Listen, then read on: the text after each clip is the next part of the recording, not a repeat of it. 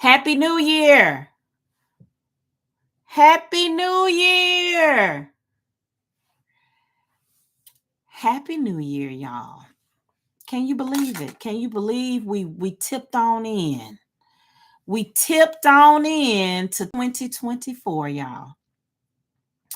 I'm really grateful to be here. I'm really happy to be here. Come on in and join me. Let's talk a little bit because I have a tale to tell. I have a TALE to TELL. I have a tale to tell. So, for those of you who don't know me, my name is Dr. Treasure Shields Redmond, and I am the executive director of the Community Archive. And you can go to thecommunityarchive.org to find out about how we collect oral history, how we archive the stories of Black elders, the stories of um, communities of African American people, the stories of artists, activists, educators, laypersons, the people who've worked on the land, and so forth. Right now, I'm engaged in a project where I'm talking to the living descendants of those impacted by the 1917 East St. Louis race riot. And there's an episode up on the podcast, which is called The Class of 1917. You can find it on Spotify, or you can find it on our website at thecommunityarchive.org. And the next episode will be up soon with by the end of this week.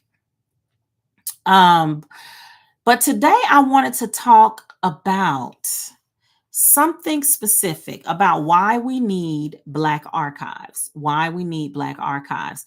And I titled this video, I think I titled it The Story, no, The Tale. Oh, and I got it misspelled up there. It says The Take, because really I'm a terrible typist and I was trying to voice type it and it wouldn't let me. And I'm so sad about that on Instagrams. But regardless, we're gonna move forward. So it's supposed to be called The Tale. The Tale of the World Center for Women's Archives, or Why We Need Black Archives. So, one of the things that I talk about in the class that is about feminist, womanist archiving are the earliest versions of women's archives in the US, in the United States. And one of the earliest known versions of women's archives in the US, post colonial US, is a place called the World Center for Women's Archives. And this was an organization established by two women, Rosika Schwimmer and Mary Ritter Beard. They hope to create an educational collection which women could consult to learn about the history of women.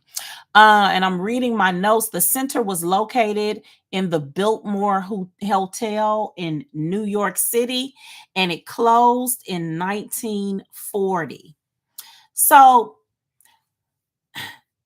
this was an ambitious project that had a lot of incredible sponsorship. So let me just say some of the names of people who are listed on an archival letter.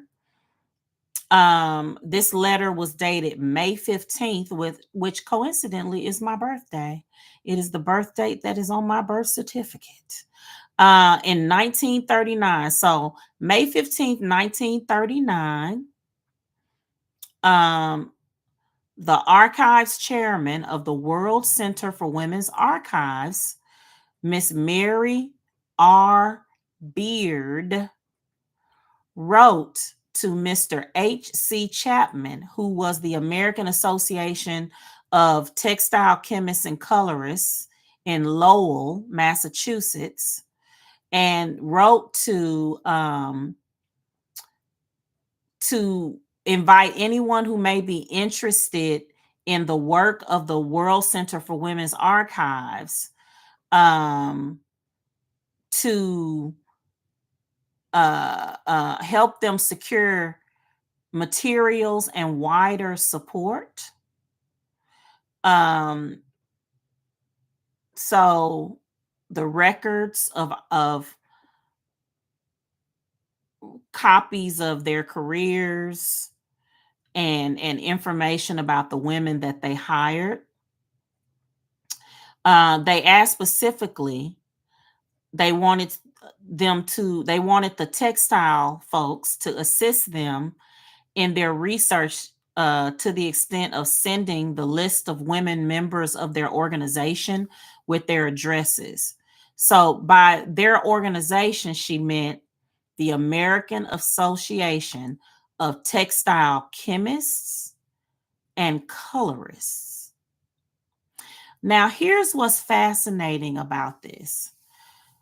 So, if you're familiar with US history, you know that Lowell, Massachusetts was at one point early in the previous century a textile hub, and the ideas that we have about sweatshops in other emerging communities around the globe, those ideas were perfected in many ways in the textile mills in Lowell, Massachusetts.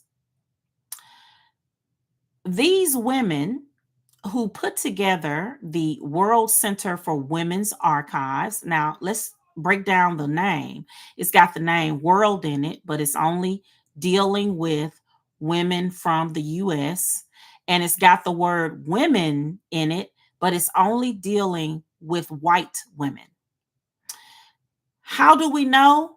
Because they're writing the members of the American Association of Textile Chemists and Colorists and asking them about women who are members of the American Association of Textile Chemists and Colorists, not the thousands of women who were sewing and getting illnesses because of the dyes, the heats, the long working hours, not the children who were laboring, you know, legally, and many times legally, in these textile mills, or what we would call today sweatshops. So this was the earliest version of women's archives in the US. And what I'm talking about, hi, Sherry, hi, MLA, hi, Hypnotize. What I'm talking about is the tale of the World Center for Women's Archives, or why we need Black archives. And I'm noting an archival letter that you can find on the internet from the secretary, the archives chairman of this World Center for Women's Archives, writing to Mr. H.C. Chapin, who was secretary of the American Association of Textile Chemists and Colorists. And what I was talking about was the lens through which these women archivists, these white women archivists, to Mike Attorney, you might want to do that. I'm like, hi, MLA. Oh, it's Mike. Mike Addy.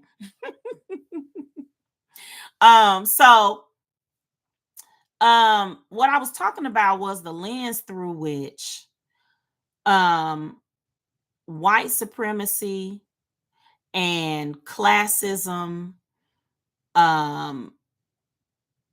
creates the story for the US if people of color don't take control of their own story. So the earliest ideas about women's archives, about preserving the stories of the lives and work of women, were put together by two wealthy white women. I'm noting a letter that was dated May 15th, 1939. And these women are writing to Mr. H.C. Chapin, the secretary of the American Association of Textile Chemists and Colorists. So, this is a professional organization of an industry that employed thousands of women. But in the letter, they're not asking for the histories and the ephemera and the paperwork and the ideas and the contributions of the thousands, literally thousands of women who lived and died working in these textile mills. They're asking for the few women, probably less than 50, who were members of the professional organization of owners, management, bosses, people who could get a chemistry degree, people who could go through the apprenticeship and move from layman to master in textile coloring. I guarantee you it was three white women. It was probably three white women that they spent paper on to write about. But they did not ask about the thousands of women who had lost digits and limbs and whose lives had been shortened working in the textile mills in the US, right? One of our most famous and tragic and horrifying early captures on film are the shirtwaist fire, right? Those those women just jumping to their death because in New York they had no rules about labor, about fire retardation, about safety, about any of those things having to do with labor because working people were expendable. And these were, some of them wouldn't have been considered white at the time, but nowadays all of them would have been considered white. They would have been considered white people. Lots of European immigrants, lots of Jewish immigrants, and just lots of poor and working class white women who jumped to their death. And you can go on the internet and watch them silently jump to their death. And they were seamstresses. So when these wealthy women thought about whose stories they wanted to preserve, they wanted to preserve the small members of their wealthy class. That's right, it was horrible. They wanted to preserve the stories of the small women of their working class. Now, let's talk about the incredible Black women who they were contemporaries with, who they did not think to include in their world center of women's archives. So this is 1939. All right. So one person I'm going to mention, her name was Fannie Barrier Williams. She was born in 1855. She died in 1944. These women would have heard of her. She was an educator and an activist. She spoke at the World's Columbian Exposition in Chicago in 1893. A lot of the women who were a member of this archival group would have attended that because they would have had the access and the ability to go to that World's Fair, that World's Exposition. She later helped found the National League of Color Women, the National Association of Color Women, and the National Association for the Advancement of Colored People, or what we know as the NAACP. But here's the big deal. She was the only African American woman chosen to eulogize Susan B. Anthony at the 1907 National American Women's Suffrage Association convention. The only Black woman. So When I tell you, I am certain that these women were familiar with Miss Fanny Barrier Williams. They were. Another contemporary was, of course, the great Ida B. Wells. Ida B. Wells was a journalist, an activist, an incredible and incisive editorialist, editorial writer, and researcher. Her document, her pamphlet, The Red Record, scoured all of the newspaper accounts of lynchings and matched it with data in order to create this incredibly compelling argument for a law against lynching. So you know how when you go and make a bill and you go get the numbers crunchers to go pull all the data, and now we have data scraping and all of these ways to crunch the numbers with with the push of a couple buttons. This is pre every bit of technology that I just mentioned. And that woman pulled them graphs and them statistics together. Ida B. Wells, born in 1862, died in 1931. I am certain that these women who put together this world's archive of women were familiar with Ida B. Wells. She was quite famous, very, very famous. And she was one of the founders of the NAACP. Now, here's another person that they didn't mention. So, usually that they were a contemporary of. So, in 1938, remember this letter that I'm noting was written in 1939. In 1938, Ella Fitzgerald's version of the nursery rhyme, A Tisket a Tasket, became a major hit on the radio and was also one of the biggest selling records of the decade.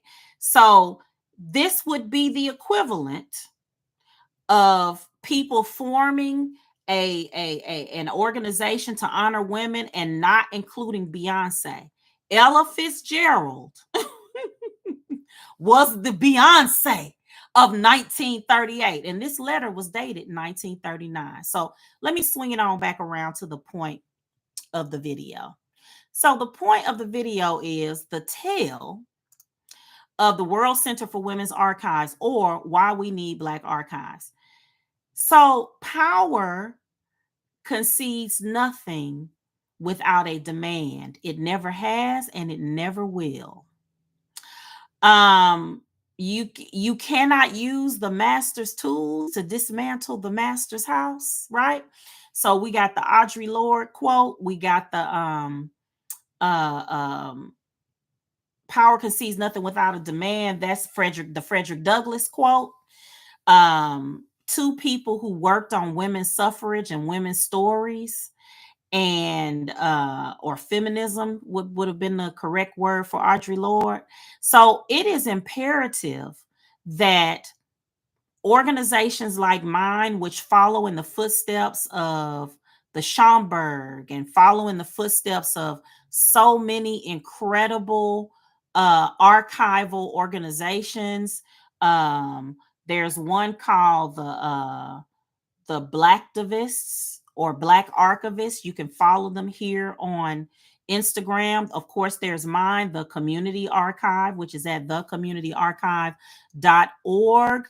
I wanted to talk about a couple of other archival organizations. So there's a website, the Black Women's Archives List, and it is at blackfeminisms.com. And you can go to slash resources. You can look under resources and it has archives. And there are so many collections. The great Ida B. Wells papers listed on there, a link to those at the University of Chicago. Black Women Oral History Project interviews, Octavia Butler Archive. I talked about Audre Lorde. They have a link to her papers.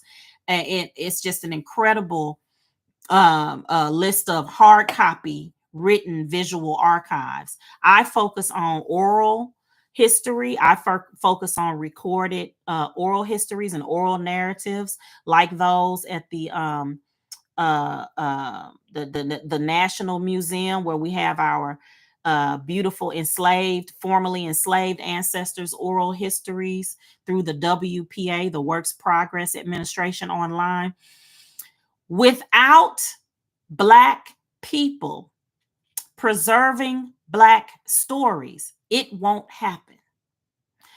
I guarantee you that the women who had all of those resources were able to have an office in the Biltmore in New York City, who had people who were sponsors. They had Margaret Sanger, the founder of Planned Parenthood.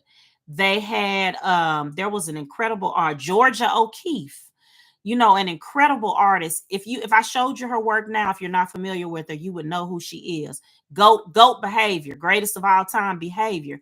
And let me see if I see any other Mrs. Vincent Astor. So now we're getting into the captains of industry. We're getting into Rockefeller, we're getting into Astor, we're getting into Carnegie. Those are the types of people who were signing off on the World Center for Women's Archives. And it doesn't exist today. So not only can we not rely on other people to preserve our stories, we cannot rely on other people, especially the wealthy elites, to not lose interest in it, get bored with it, and move on to the next thing. So support your local archivists, support your Black storytellers and story keepers, support your grandmother who is holding on to all of those photo albums. Support her. And hopefully you will join me in the class that I'm teaching Tuesday of next week about compiling the stories, the stories of the elders in your community. Go to thecommunityarchive.org to join me. And I will see you good people next time. Bye.